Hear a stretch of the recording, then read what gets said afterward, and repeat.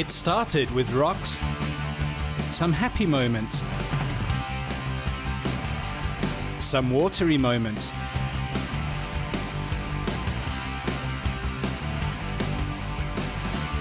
and some laughs.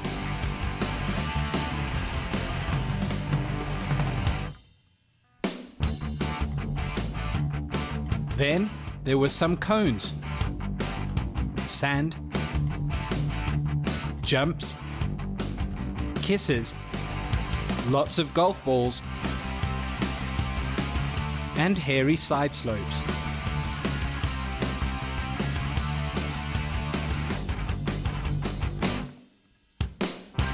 It was followed by some sandy hills,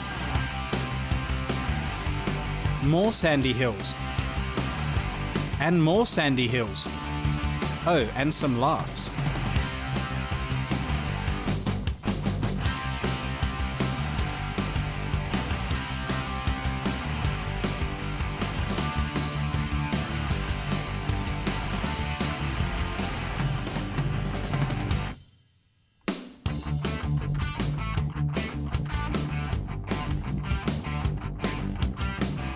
Next, timing was everything, as was getting over some rocks.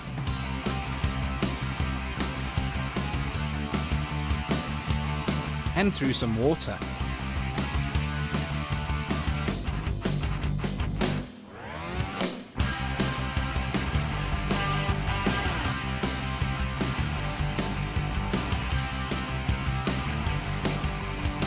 And then there were more rocks.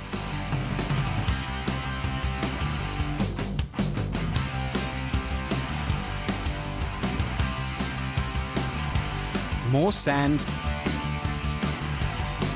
and more wheels in the air.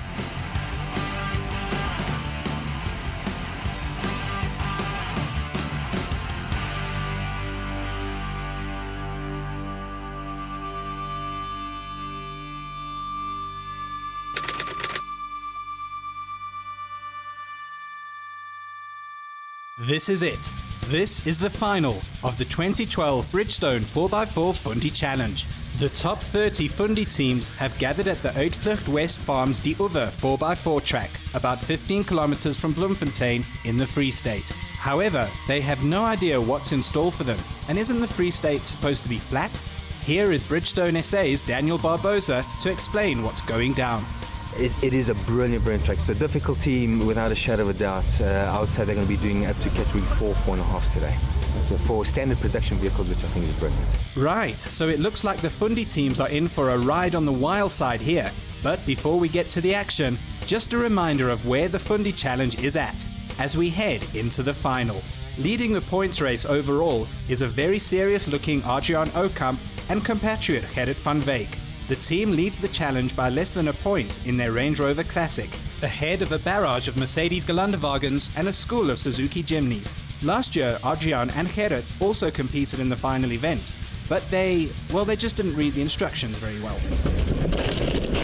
Yep, things can go wrong rather quickly. Of course, there were a lot of theories and tactics and prophecies and so on about the track and a once-off double-point scoring system that theoretically gave more teams a shot at glory. Annelies Claessens sums it up. You're gonna need of steel. Right, so this is it. This, ladies and gentlemen, is the final of the 2012 Bridgestone 4x4 Fundi Challenge.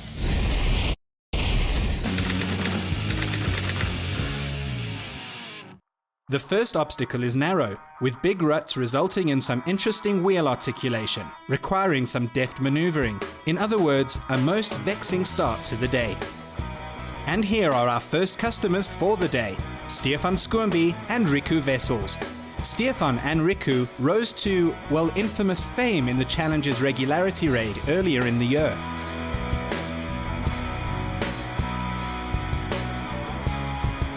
Since that outing, Stefan has added a bull bar and all-terrain tires, and he's also stopped chewing his pipe in the obstacles. So in theory, the Triton should do rather well here. Stefan and Riku enter the obstacle.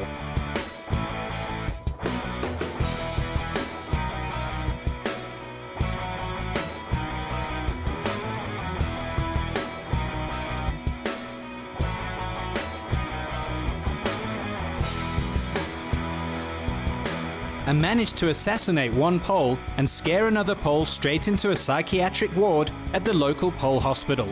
Not quite what the Triton crew had in mind.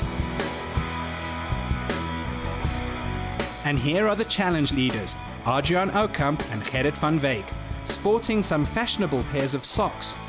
Adriaan and Gerrit deflate the Range Rover Classics tyres some more. While the Triton had lifted its wheels left, right and centre, the Range's solid differentials ensure that all the wheels stay on the ground. And with the steely look of a hungry polar bear, Adriaan successfully manages to avoid the poles.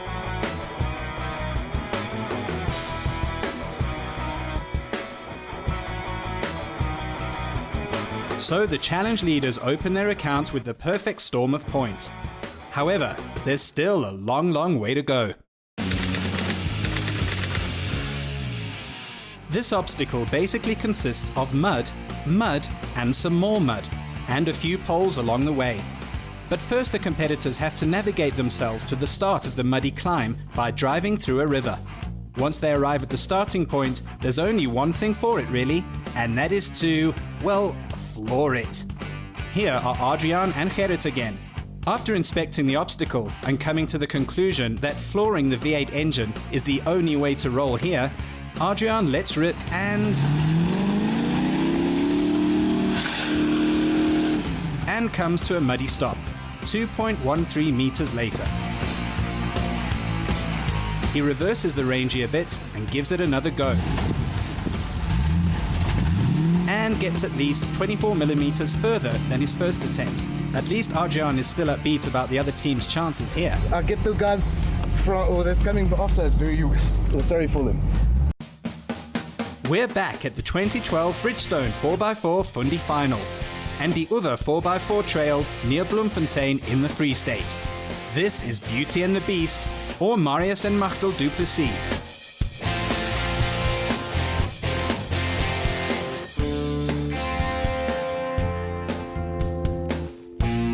Marius is extremely optimistic about his chances here. It's bad. Bad. Marius takes a moment to compose his thoughts and to divert all his feelings to his right foot. And then gets 2.07 meters up the muddy hill.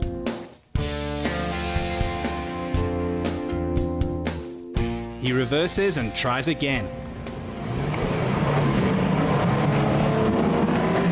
And yes, he gets 499 millimeters further than his first attempt. Yeah. Okay, so at this point, we would suggest that any Toyota fans out there quickly take a run through the garden before watching the rest of this program, because this is the part where a Toyota is recovered by a Landrover.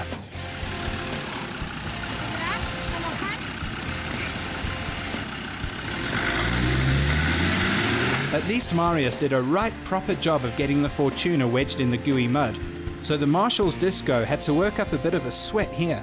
But finally, the Toyota is dragged clear, leaving Marius to discover a brilliant new business plan while cleaning the Toyota's wheels.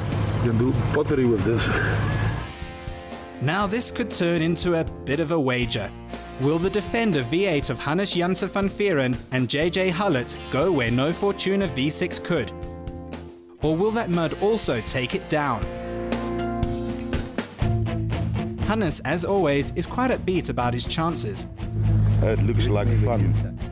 Right, so let's see if the lovely sounding Defender can master this climb. No. Hannes also gives it another run, but this time starting in first gear and then going for second.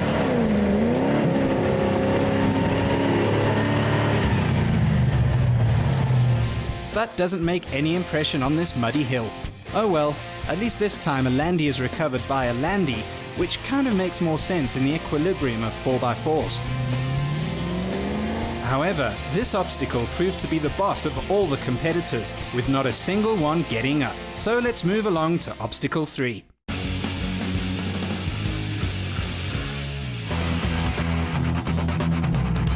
This is obstacle 3. It starts with a tight side slope, followed by a tight turn to the right, and a heck of a steep climb. At the top of the climb, there's another very tight turn to the right. Momentum is absolutely key here. Too fast and poles will die. Too slow and you may not make it up at all. Dion Harbour and Kurt Gerber in a Jeep Wrangler CRD, which has the same turning circle as the ill-fated Titanic, tackle the obstacle.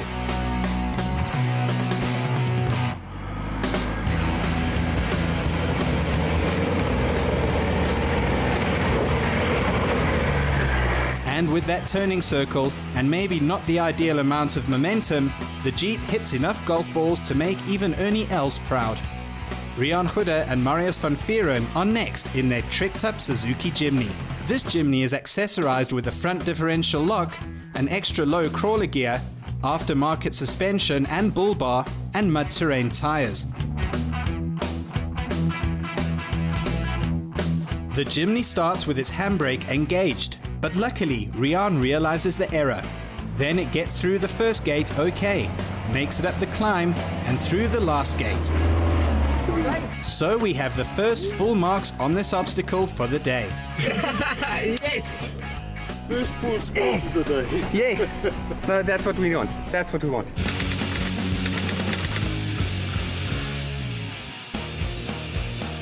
Obstacle 4 is a steep descent, lined with ruts and those poles that seem to be planted way too close to each other. And as a grand finale, there's also a tight turn at the very end.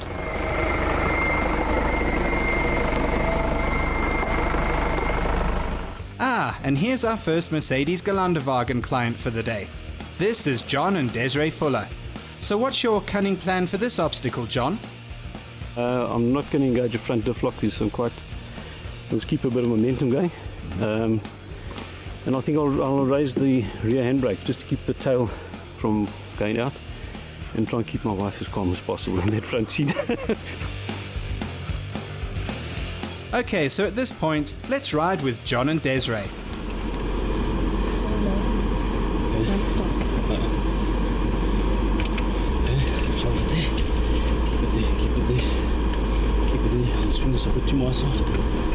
Good.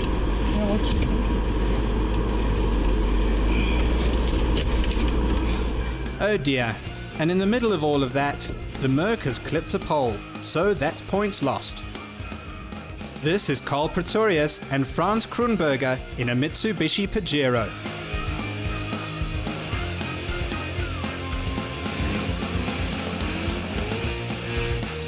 The Mitsu lifts a wheel, and with Carl concentrating as hard as a Metro officer on his lunch pack, the Pajero takes out just one pole.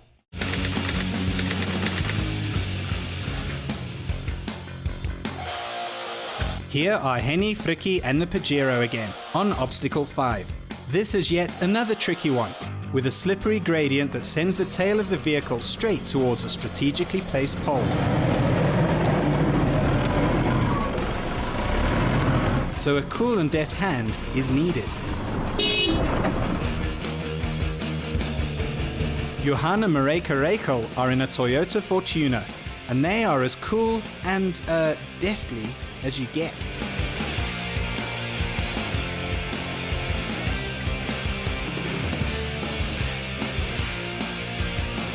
The Toyota's tail slides, but Johan manages to keep it all together, as the Fortuner scores full marks here. On a tough day like this, that's real swell.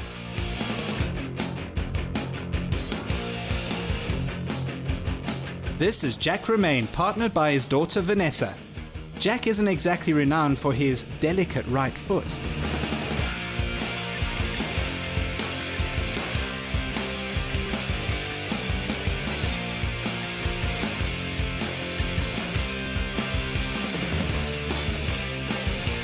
So, is it to be or not to be? Ah, to be! Jack tackles the climb with just a dash too much Schumacher and takes out 3 poles, which cost him bags of points. Oh dear. Speed certainly kills poles, it seems.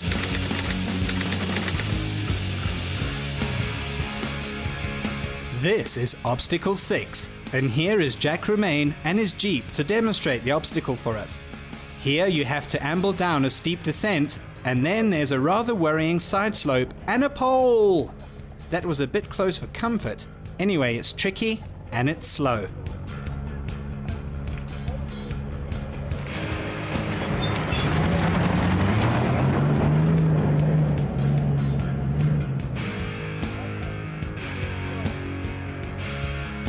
Johan Blanche and Marlene Muller were the first losers in the 2011 Fundi Challenge, so they certainly know their 4x4 stuff after finishing second overall last year.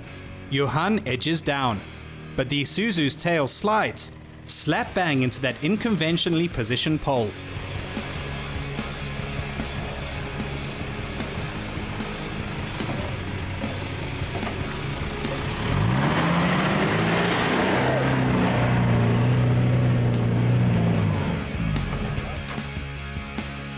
Graham Yupp and Bruce Haynes campaign a powerful Mercedes-Benz Gelandewagen. It's also short, but doesn't have all that much wheel articulation. However, lockers for both axles normally sort out the 4x4 details.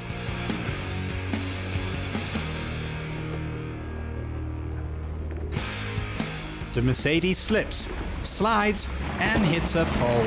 Oh well, at least some of the poles are still alive. Graham is just a vision of happiness. I'm very happy, yes. I need it.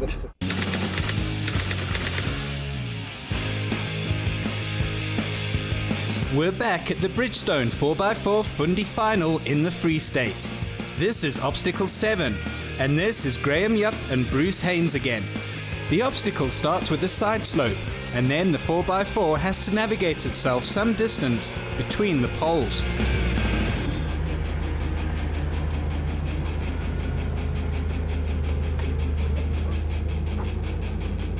Thanks to the Merc's 18 lockers, it gets through here without any problem. What's that? We're running out of time? Oh crikey, let's skip straight to Obstacle 10. We've still got the prize giving, you know.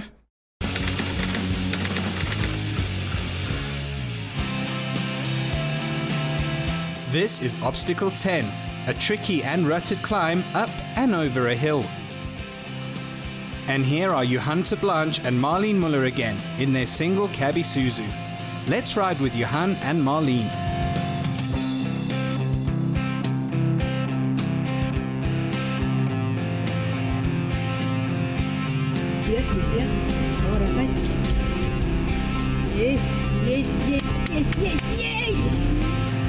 And here's our happy Mercedes G-Wagon team again.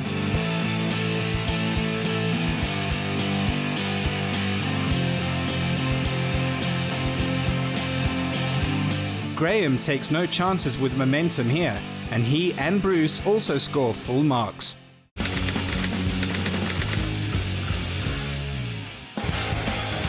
Since this is a final with lots and lots at stake, the organisers added 2 bonus obstacles. Make no mistake, these are tough obstacles, and this is Obstacle 11. And right on cue is Jack Remain. Let's see if he had a change of heart, or if he will charge it like the Light Brigade. Yep, Light Brigade it is. And apart from almost killing our cameraman, Jack scores a spectacular full house of points. Next are Johan and Marlene again, in the red Isuzu. And with a more circumspect approach than the Jeep, Johan bags the perfect storm of points. Well done. This is the last obstacle of the 2012 Bridgestone 4x4 Fundi Challenge, and fittingly, it's an extremely tough one. A tight turn is followed by a seemingly impossible steep and slippery climb. Indeed, up to this point, only 4 vehicles have made it up here. Johan and Marlene in the diesel Isuzu tackle this baby first.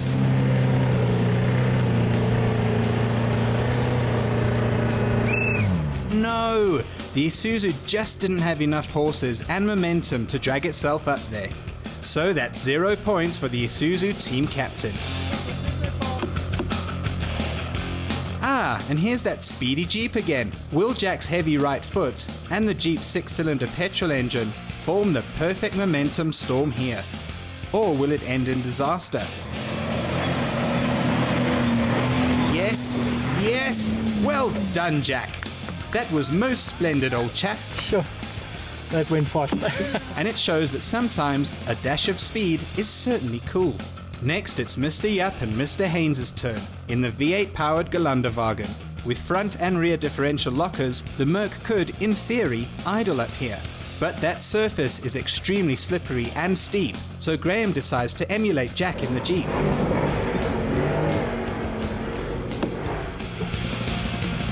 And so earns the distinction of being only the 6th 4x4 that made it up here. 2 Jeeps, no Jiminy. No, well, that's fine. The Jiminy hasn't got up there at all. And it's only 100 points, Bruce. Yeah, well, it's 2 poles, so it's okay. All that remains now is for the scores to be tallied. Who will drive away with the main prize of a Conqueror off-road camper worth 80,000 Rand? Who will win a set of adjustable Tough Dog shocks from Opposite Lock? And who will bag the third prize of 2 Garmin GPS systems? First, the environmental prize, sponsored by Tough Stuff Insurance Products. After some less than eloquent moments earlier in the year, Stefan Skoomby and Riku Wessels realized that bringing a knife to a gunfight was not such a good idea. So instead of damaging their Triton and denting a few rocks in the process, Stefan and Riku upgraded their Bucky to be more of a, well, gun.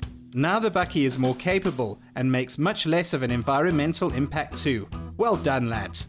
Defending champions Marco and Joe Marinkovic in a Mercedes Geländewagen. A few small mistakes cost this team dearly, but third place still isn't bad at all. And they bagged 2 GPSs worth a total of 15,000 Rand, handed over here by Kevin Bolton from Bolton's GPS warehouse. Flip Kotzer and Herman Steen in their near-standard Suzuki Jimny.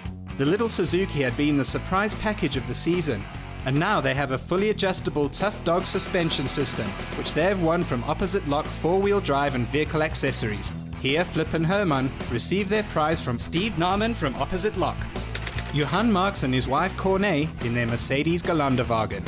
After a string of consistent performances throughout the year, Johan did just enough in the final to take the Fundi crown. Johan and Corné won themselves a brand new Conqueror off-road trailer worth a whopping 80,000 Rand. In October, Johan went to visit the Conqueror factory in Heidelberg to see how his new trailer is put together, and to take possession of the prize, of course. Well done to Johan, Corné, and that faithful old G-Wagon, and happy camping too. Next year, the Fundi will sport a new jacket, making the competition more accessible for more 4x4 drivers. For more information, visit www.bridgestone.co.za and follow the Fundi links. For now though, that's us for 2012. Till next year.